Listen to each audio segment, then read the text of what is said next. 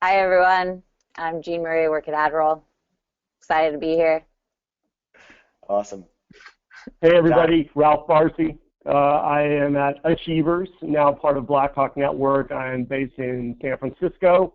And real quick, my sales development team today is a team of 10 people, not a huge team. They handle inbound and outbound. They're in a hybrid situation. And I'm really happy to be here. Thanks for having me, Max. Definitely. Hey everyone, Jon Birdsong here with Rivalry, CEO, and not only do I SDR as well, I close and have a small team of one SDR, but we see it all. We see SDR managers come in and confide in us as they scale a team, so I'm really excited and honored to be here to share what we see, what works, what doesn't work, and also on such an amazing panel. There you go.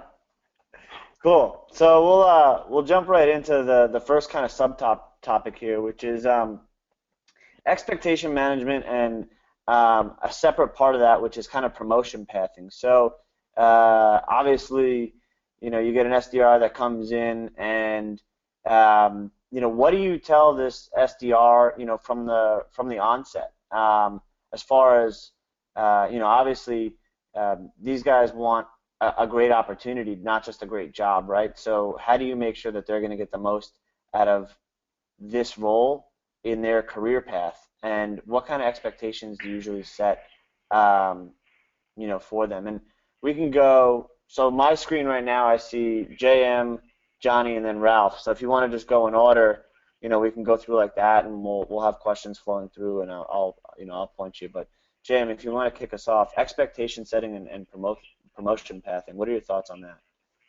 Yeah, I think it's definitely a tough one, especially when you're getting young people new in their careers. They're really anxious to get to that next step and as fast as possible, especially if you're in these fast-growing companies like we are here in the Bay Area.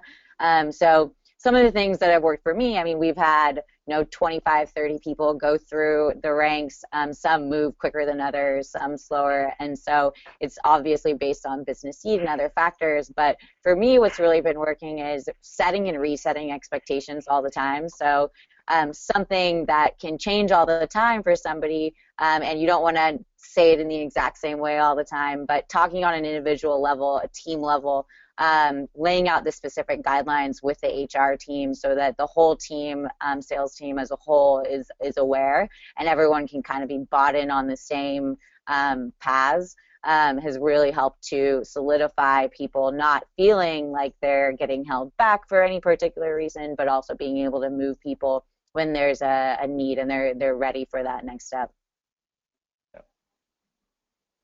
Absolutely. SDRs, you've got to know your metrics, right?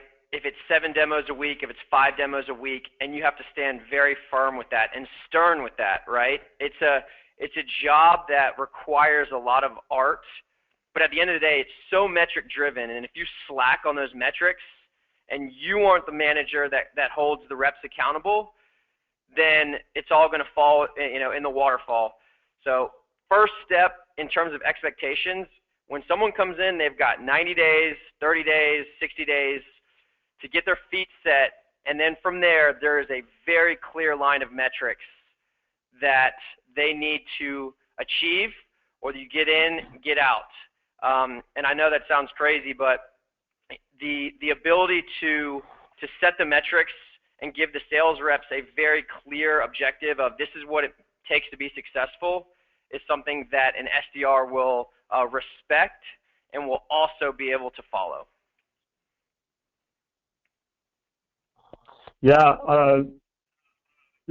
here at Achievers and on the sales development organizations that I've built, the expectations that I've set are first and foremost set in the recruiting phase. I know we're not going to talk about recruiting and hiring, but that's such a critical part of the process where the leader has to be very, very clear on what the expectations are of the role. I take an unconventional approach in setting the expectations, especially here in the Bay Area. As JM mentioned, I mean, it's such a hot market here in the Bay Area and so competitive that within a stone's throw, a candidate you're trying to hire could easily walk down the block and meet with some of the top companies in the world for the same role. So I go out on a limb and I set expectations that this is really a 2-year gig in the sales development role, and people's jaws drop. And when they do, I explain precisely why it is. I have seen too many times in my career people jump on board with an organization and they get burnt out 6 to 8 months into a sales development role, and they see their peers and colleagues in other companies getting promoted to an account executive role, and they take off. They bail from the company. They go get an account executive job at another company for a little bump in pay, and within 18 months, they've not really sold much, and they're put on a performance plan. They then bail from that company, and the whole cycle starts over again. So I try to prevent that and mitigate it very early in the process when I'm recruiting sales development reps. And I share with them that over this 2-year time frame, which gets into the second part of your question, Max, about promotion path, I'm very clear with them that within this 2-year time frame, you're going to be learning fundamental skills that will carry you throughout your career. You will be a very successful account executive, vice president, CEO someday, and you will still be referencing and using the prospecting skills, the networking skills, the follow-up skills that you're going to learn as a sales development rep. And I paint a very clear, vivid path of what the career looks like within that 2-year time frame. I break it into 4 chunks, 4 6-month periods, so they can see precisely what's expected of them along the path and what's going to happen as a result of their success in the role. So to John's comment earlier about setting very clear metrics, it's absolutely imperative to set those metrics and to adhere to them along that career path. So they expect something from us, and we expect something from them, and in turn you get a win-win situation. Yeah, and to your point about learning those skills, to be later on in their career. I mean, Johnny, you're a CEO. You go out and raise money. A lot of that stuff is the same stuff you do as an SDR, right? It's so much easier to set appointments with prospects than investors. I mean, it's so funny, but it's same tactics, same everything, and it's something where you've got to have that authenticity, and you've got to have that degree of wit, charm, whatever, to just get the meeting, whether it's a referral or whatever.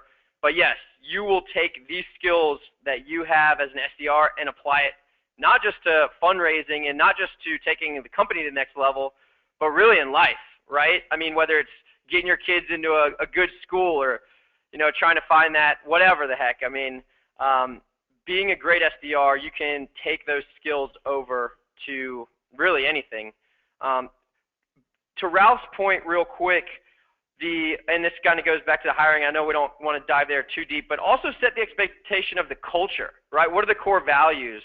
If week 1 you bring that person on and they're not aligning with the core values, you've got to make sure that they understand what the core values are, and these are the behaviors that are required to work at this organization.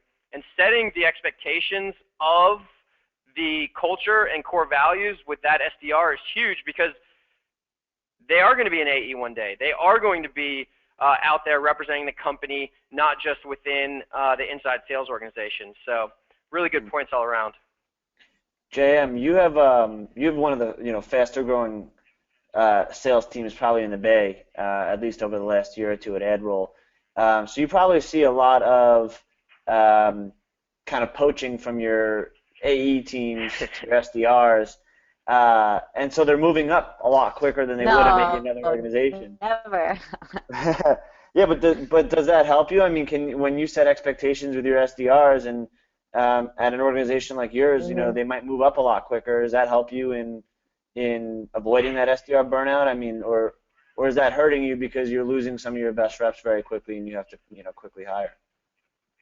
Yeah, I think it's kind of a combination of both. I think the good thing is you're not having, and to Ralph's point, where it's a 2-year program, and so naturally that's going to avoid burnout faster, because if people are moving potentially at 6 months due to a business need, then it's a lot easier to say, oh, well, 6 months you're in the role, they got it nailed, right? And they can move.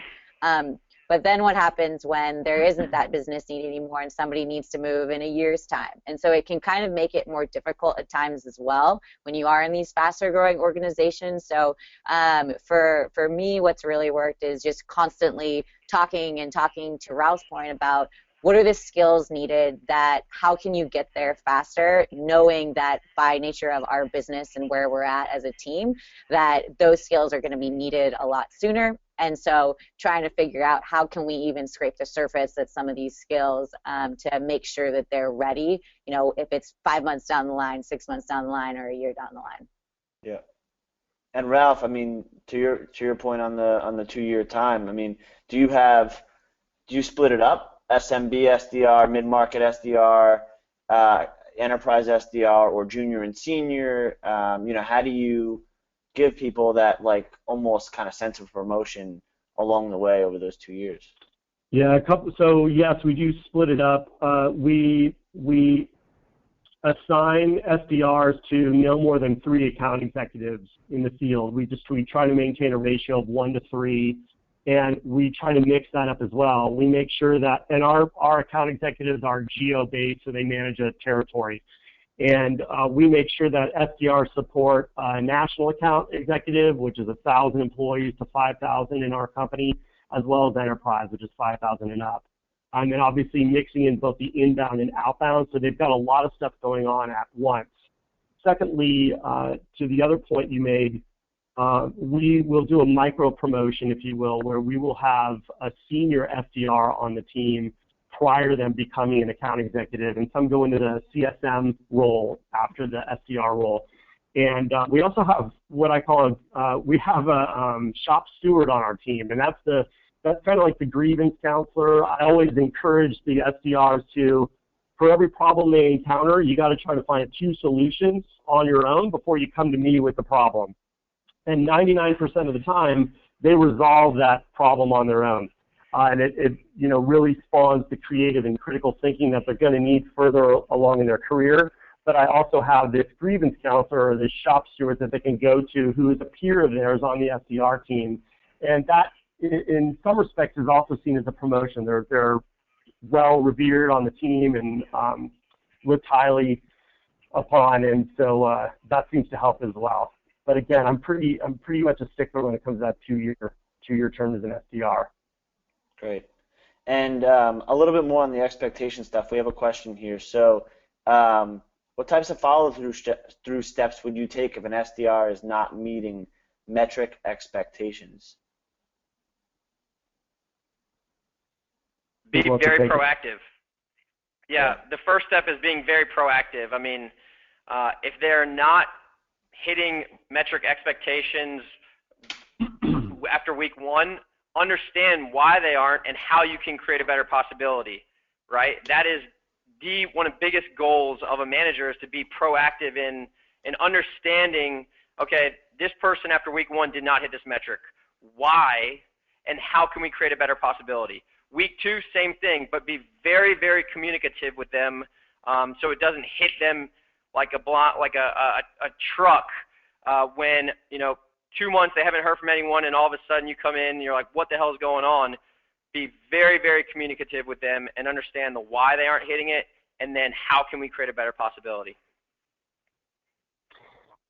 I would say get to know that SDR as well as you can. You cannot motivate a team unless you know the individual's purpose and why they're even getting up in the morning and coming into your office in the first place.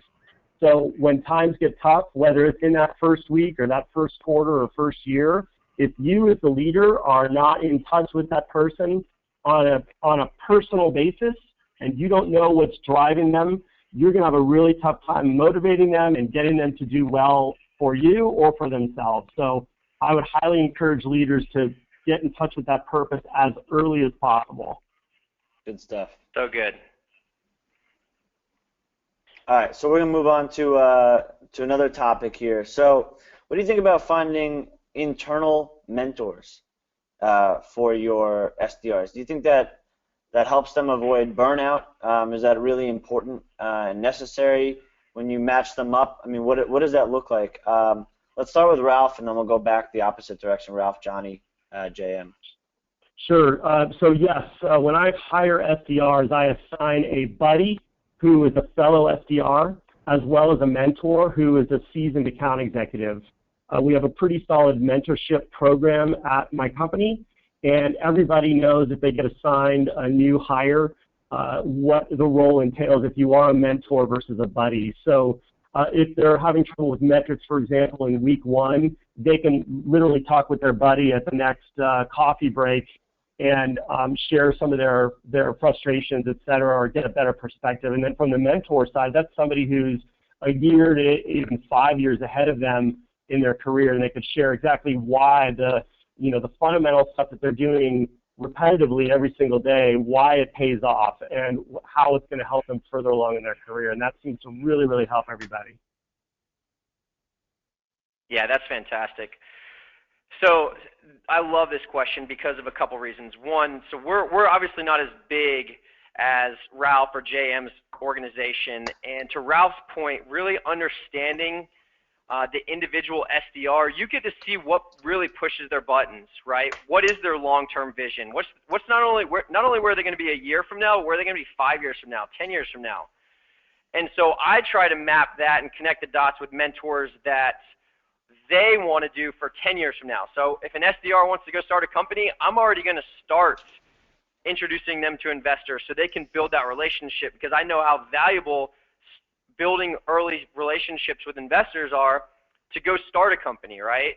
And getting to know that, and it requires getting to know that SDR on that very personal level.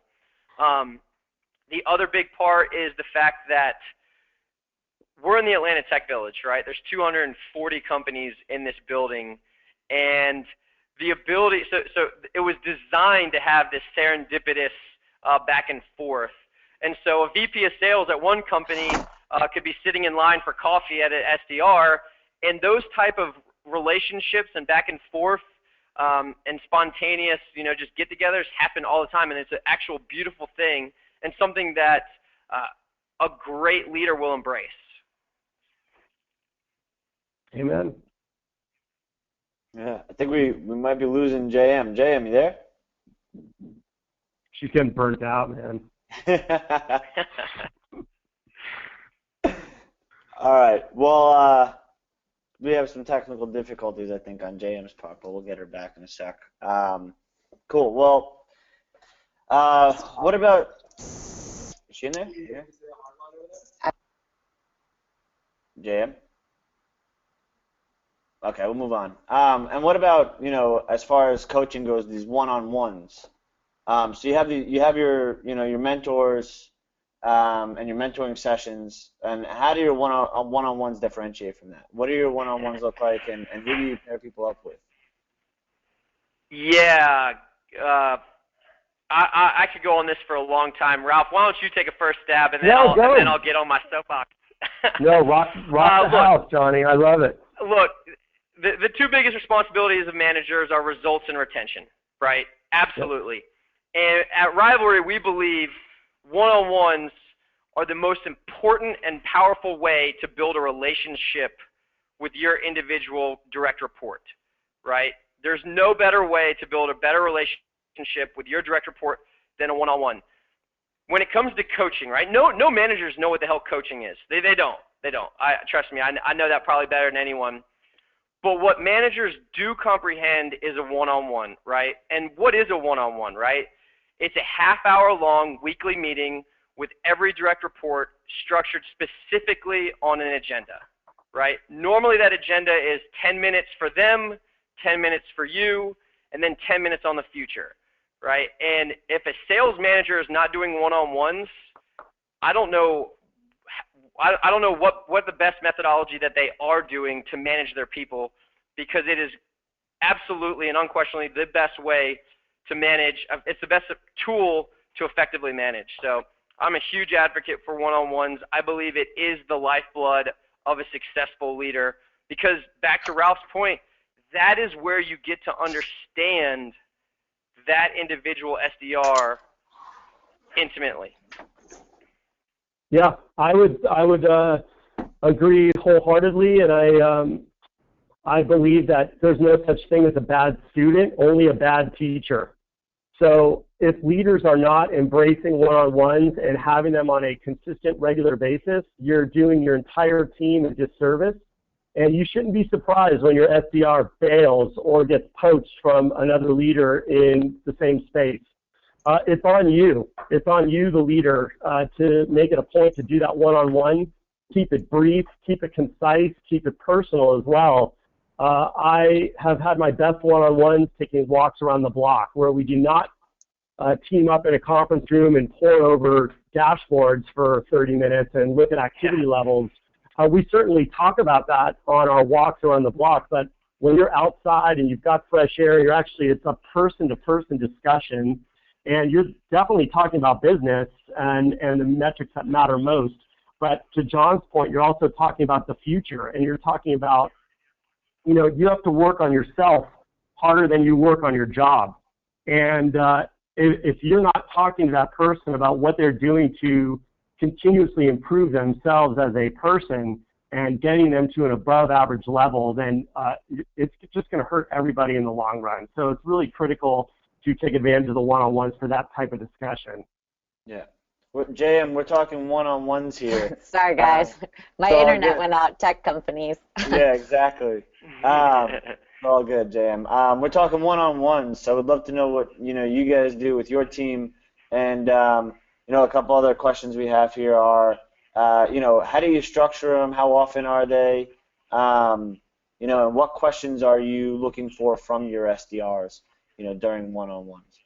Yeah, so those are some really good questions, and to touch a little bit on to the previous question about the finding internal mentors, that kind of ties into the one-on-ones. So we have internal mentors that are assigned based on industries, based on type, based on personalities, so that they can partner with the SDRs to also couple alongside of the trainings and the one-on-ones that we're also giving. Which is a really fun way for them to have somebody to ask questions to, so they don't feel like they're bugging you. In terms of kind of structure of one-on-ones, I really like what Ralph said. In terms of going on walks, you have some of the best career conversations and some of the best discussions about what are some things that we can do to tackle all these skills that you want to learn, or what are some things that maybe you don't know that we can get you connected with, and then working from there and checking in on that weekly basis.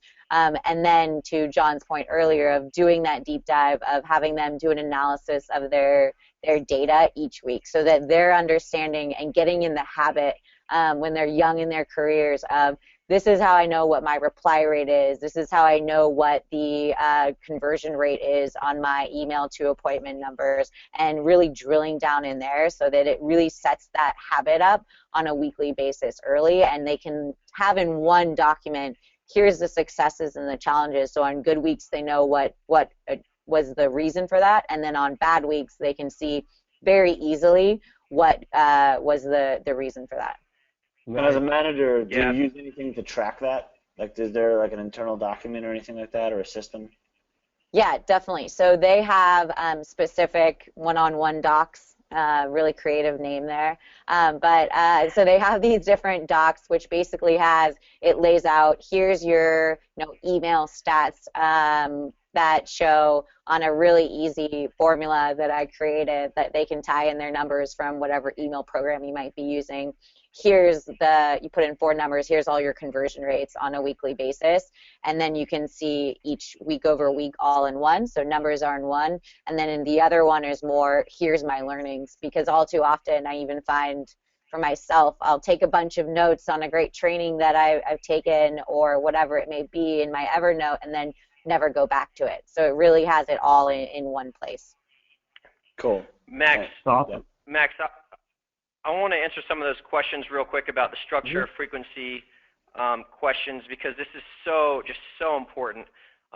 First, understand the core value of one-on-ones, right? The core value of one-on-ones is I, the manager, will always have time for you, the direct report, to listen to you, to hear you out, and to make sure that I will be investing in this relationship, right?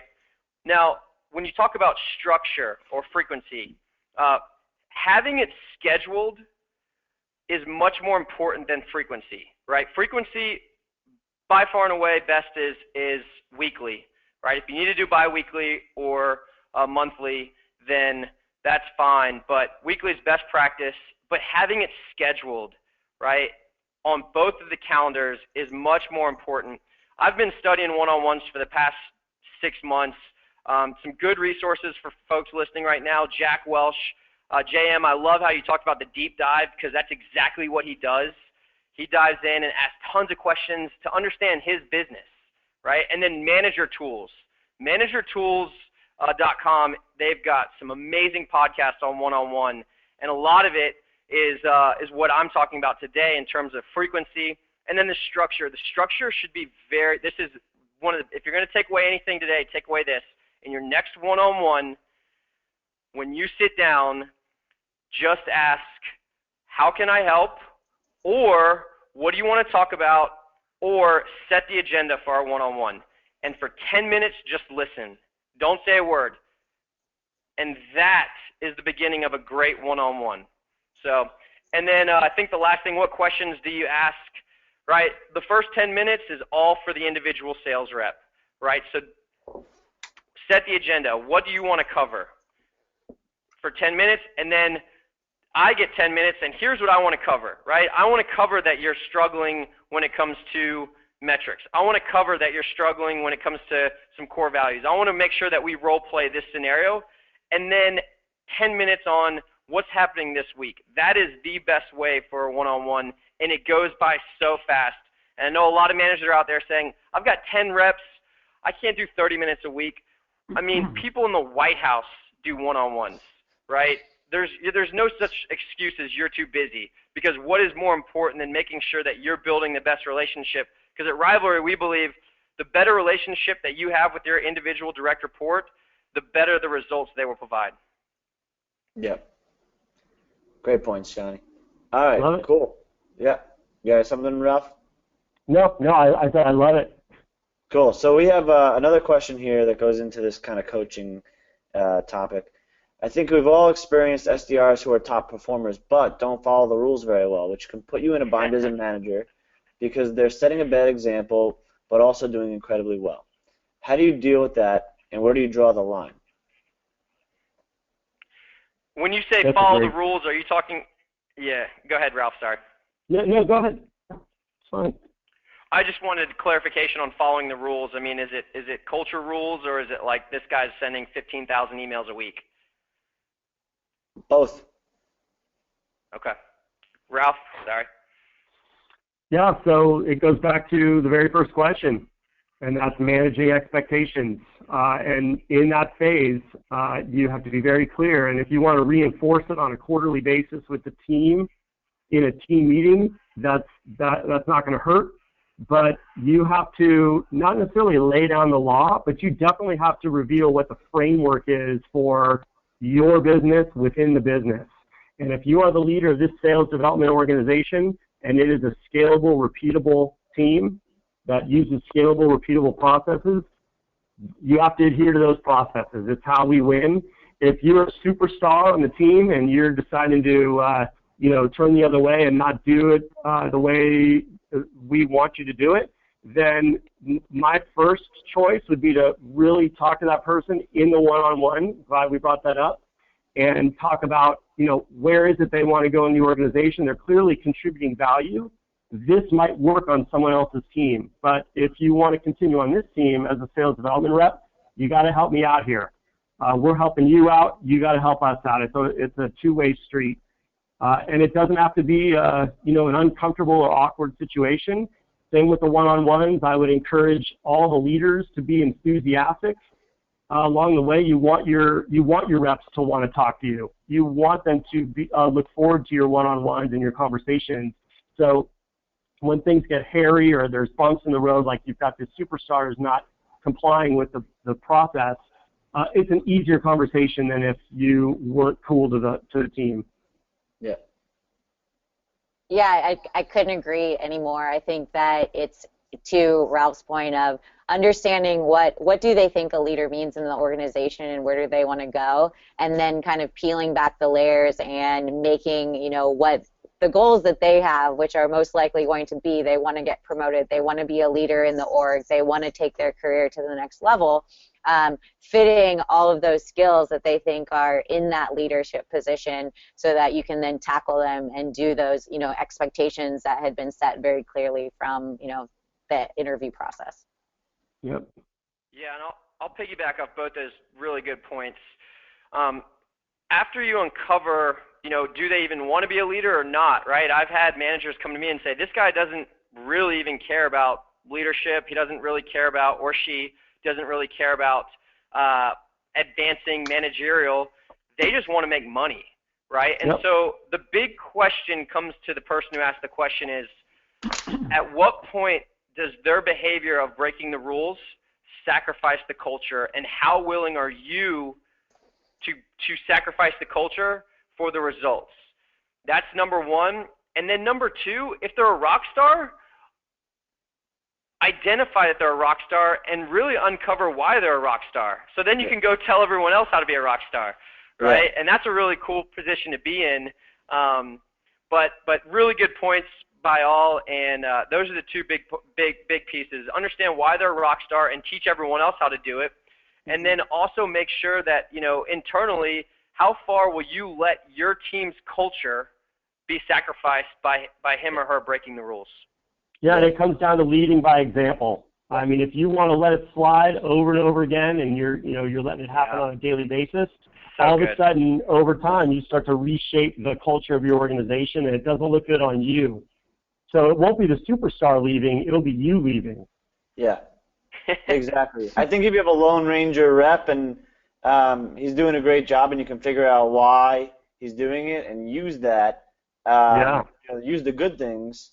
That's great. If there are bad things he's doing, I mean, it might be looking like he's doing a great job, but he's burning through too many leads, or he's reaching into other people's territories, or he's doing some other things that are not so great. As a manager, you have to step in and control those things. And at the end of the day, if he's doing great and he's doing things differently, obviously it makes you look bad as a manager. And so figuring out what he's doing, if they're not hurting the culture and he's not burning through too many leads. You got to find out the things that he's doing that are right and spread those across the team. But also, you shouldn't be afraid as a manager to kind of, set expectations and correct that. Make sure that it's not hurting the culture. As he does it this way, or he or she does it this way. And so, what do you also think about education as far as like outside of the role? So, is there anything you do with sales development teams outside of just getting better at the role that they have right now, whether it's even within sales or not? Anything that you do to kind of enforce education outside of just their day-to-day? Yeah, so I think this one is one of the most important, is that first, obviously, you're starting with understanding what are their motivations, and then also I think this is one that's a lot on me as a manager. So I think just as much as I look for them to look for new opportunities to find education, whether it's learning how does the engineering team work, learning how does marketing tick, what's important to them, going and talking and reaching out to people at other companies that are our prospects and seeing would they respond to this email just asking for help, talking to friends and things like that. But I also think it's on me to kind of have these wake-up moments as a manager where it's, hey, remember JM, tap, tap, remember it's important that you also come to them with thinking of a new way to approach something, whether it's looking up a networking event or a book that you found that's totally based on what their motivations are, what they want to learn, what they want to accomplish. And it's going to be different for rep to rep, and it's not easy, but I think that's been really important in terms of shaping how that individual really progresses in their career. And it's not going to be easy, but I think that the education piece is absolutely critical. Cool. This topic's near and dear to my heart. I'm pausing before I respond because I'm trying to choose my words, or we'll take the rest of the call on this. One of the biggest problems and one of the biggest obstacles to success for sales development reps is obscurity. No one knows who these sales development reps are, and so they don't reply to their emails. They don't answer the phone when they call. They don't call them back when they leave 80-second voicemail messages.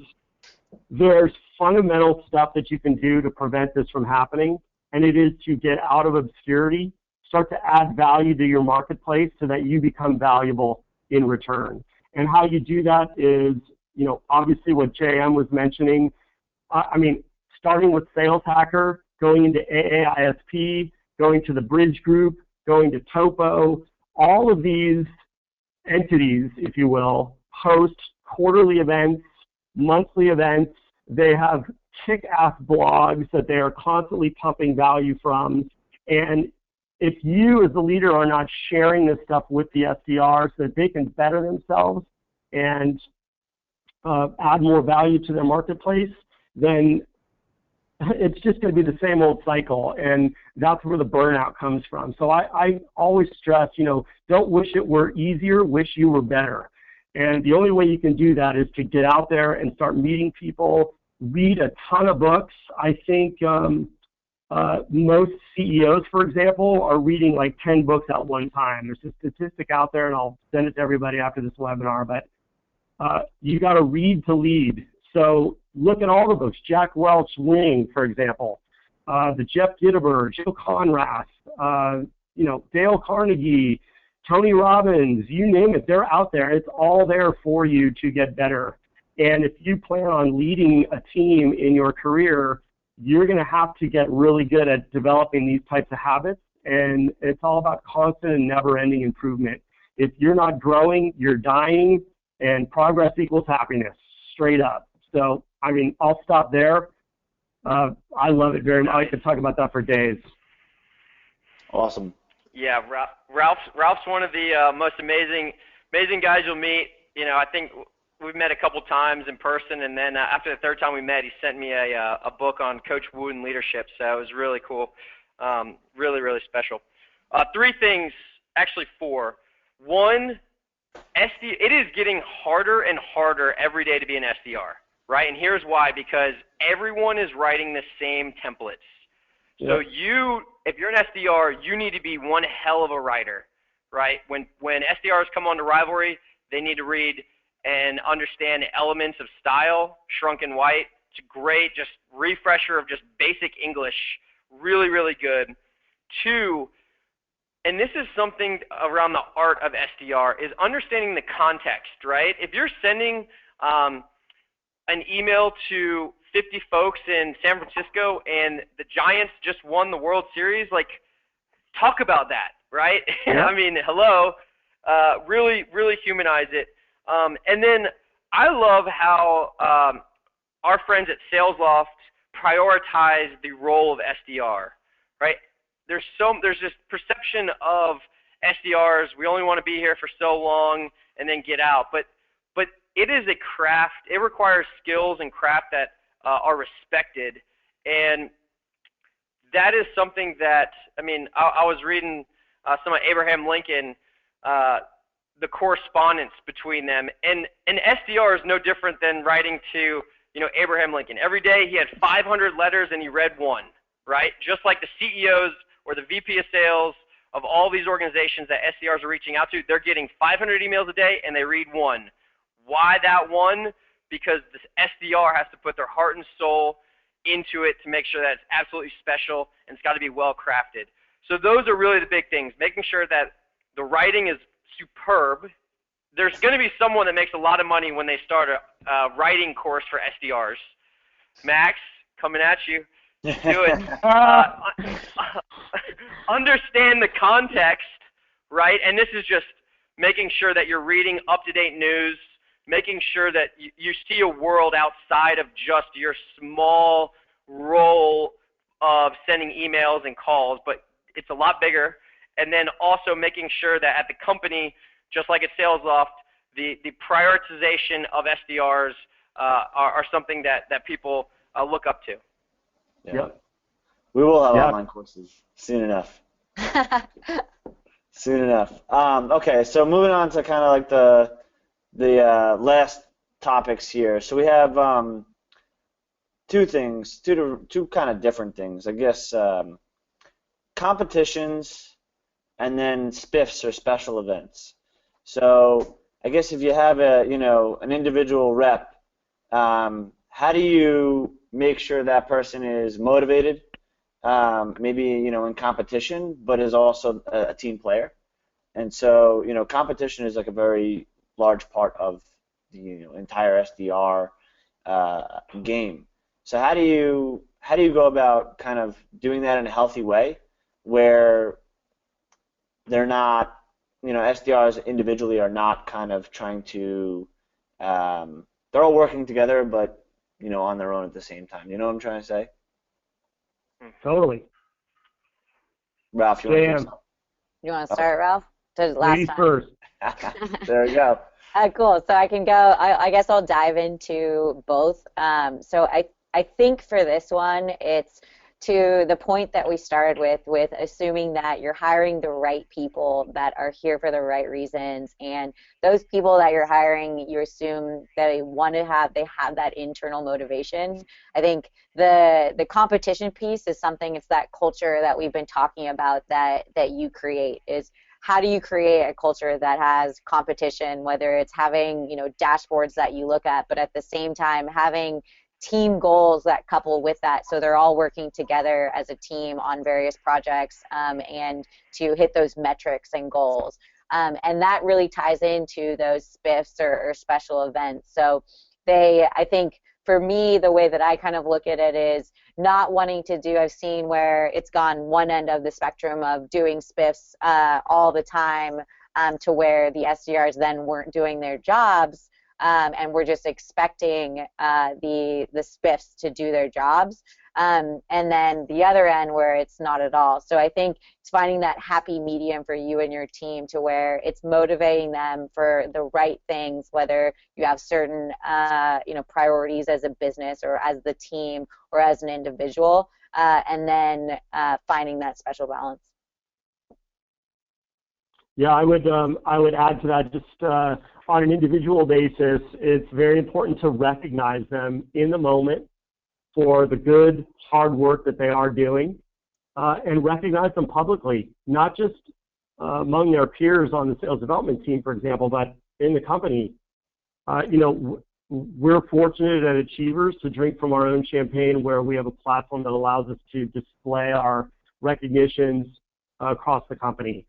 So if there's a way you could do that in your business, I highly encourage it. And then collectively as a team, when they hit the collective goal, celebrate. People go where they're celebrated, not where they're tolerated. So it's important to celebrate those successes and tout them. So for example, last quarter, when the sales development team made quota, I took them to a Giants game here in San Francisco. I made sure that it was like a Wednesday at noon when everyone was at work.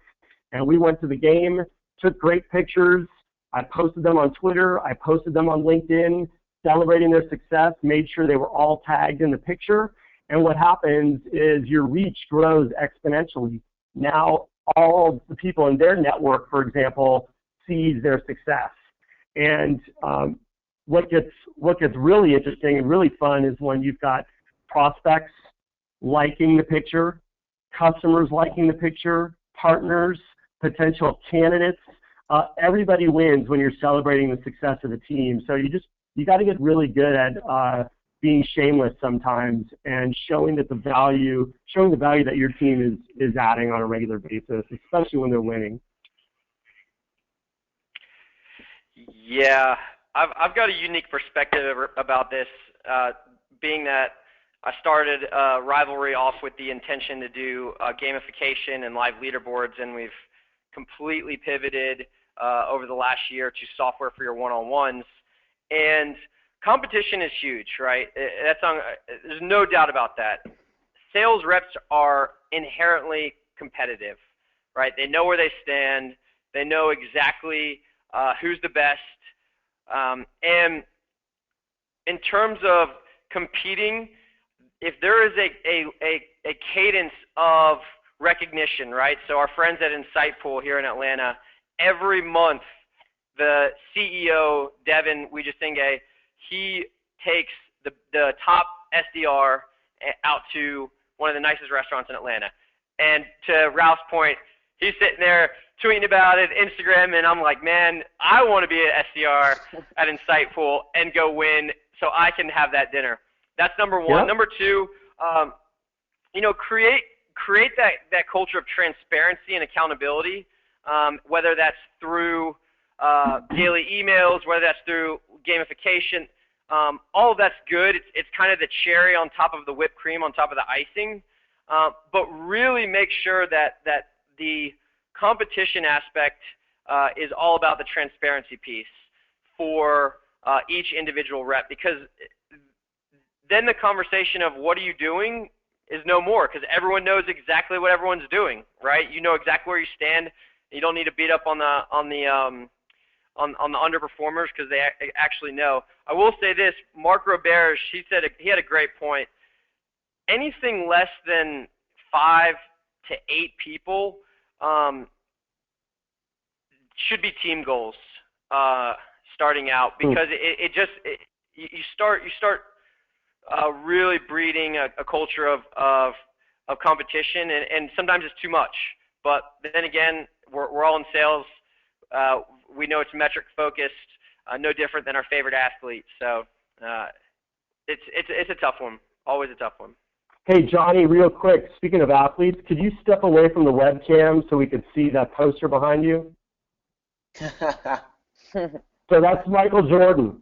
For any SDRs who have logged into this webinar today, do you know how many times Michael Jordan was by himself making free throws, one after the other, day after day after day? He was on his way to becoming Michael Jordan. And it was those fundamentals and the repeated process that he did day in and day out that got him to where he is. So the whole concept of burnout, I don't think it makes sense for sales development reps to say that they're burnt out, that they feel burnt. I mean, on one hand, I guess I get it because it's a repetitive day and you're saying a lot of the same things to the same people, but that's just because you have to improve yourself. And you have to take those free throws when no one is looking and tweak them just a little bit at a time, and you will become tremendous at what you're doing. And you'll go on to have a fabulous career. So embrace the grind. Mm-hmm. Yeah, and Ralph, to your point, the moment that you start feeling burnt out, get creative with it, right? Like alone last month, I set 36 demos and ran 41. And I scheduled a demo every which way possible. I scheduled via LinkedIn, via Twitter. I think I might have even gotten someone off of YouTube, right? And so start bringing that level of creativity than just banging the phones, right? We know calls work, we know emails work, but how do you, I mean, I'm ready to close a demo off Snapchat, you know what I mean? So It's just one of those things where everyone that we're trying to reach is out here in small tentacles of the web. Go out and find them and build valuable relationships with them, and you will never get burnt out. Yep.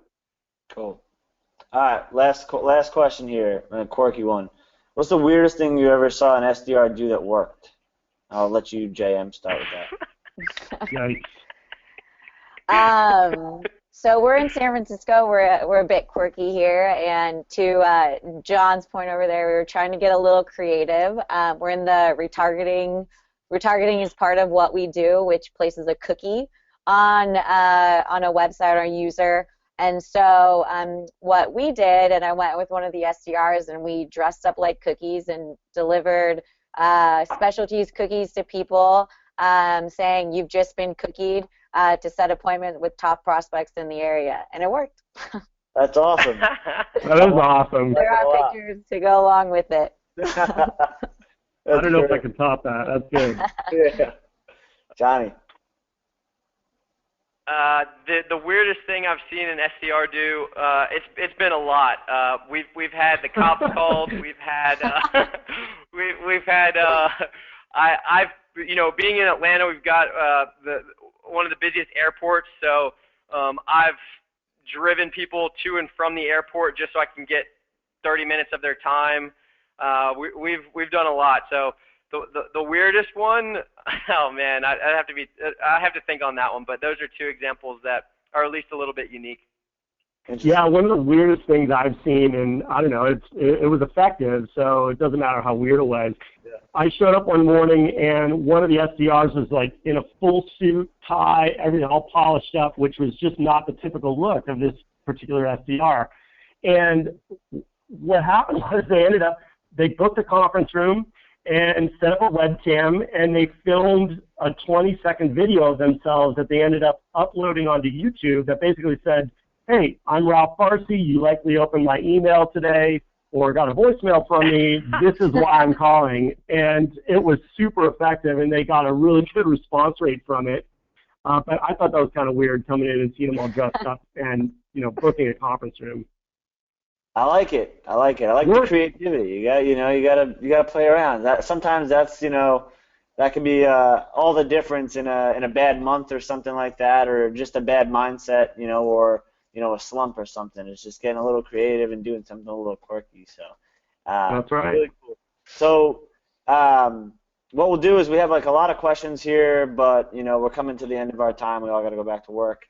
But we'll put the questions together in a doc, and we'll see if we can get you guys to answer some of the questions, and then we'll turn it into an article and put it up on saleshacker.com and send it to everyone. This webinar will be recorded and posted.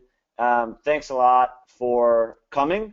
Thanks a lot to our presenters over here who are spectacular at their jobs and at this, and really appreciate it, guys, for joining us. Thanks, Max. Thanks, Joanne. Thanks, great Jon. Community. Awesome. Awesome. See you, Ralph. Bye, guys. See you guys.